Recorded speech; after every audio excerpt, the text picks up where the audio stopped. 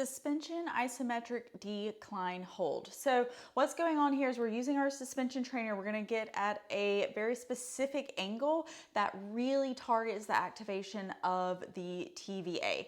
You want to make sure that you're not holding on to the suspension trainer for dear life. This is a core exercise, okay? So these are just here for a little bit of support, and depending on how much you use them, you're going to give yourself more support or less support. So to get in position for this, you're going to have your legs out slightly in front of you.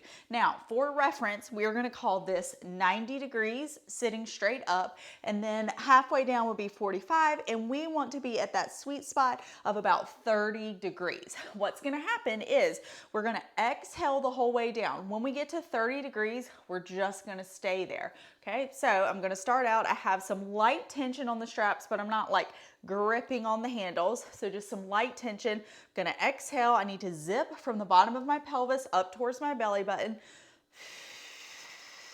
As I come down, so now I'm about 45, I need to go down a little more. Now I'm just going to hold here. What I want to make sure of is that I'm not tensing up in my shoulders, that I'm not crunching down with my neck, that I'm not pushing out here on my core, and that I'm really with each exhale thinking about zipping up. The other thing that can happen here is that we'll want to flare the ribs when we get here, so we don't want to do that. We want to make sure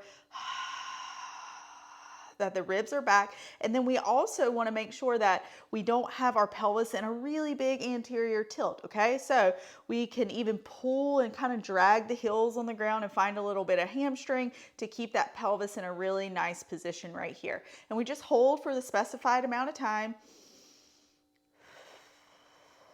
And you can notice that, like, if you really put the intention more on your core and rely less on your arms, it's going to get a lot harder. So I'm already shaking here, but that's a good thing. It's okay.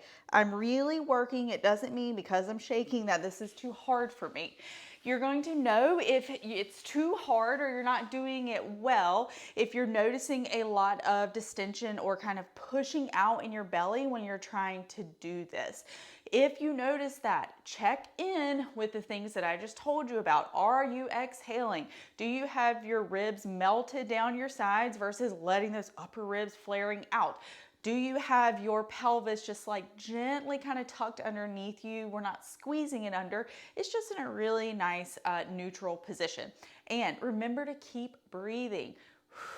Exhale. The other thing you can do is kind of bring the angle up just a little bit and try and control it there, and then lower yourself back down. The 30 degrees is the position that really targets an eccentric load of the TVA, which is what we're going after here. But if that is a little too challenging for you right now, it's totally fine to come up just a little bit and then use that angle when you're ready for it.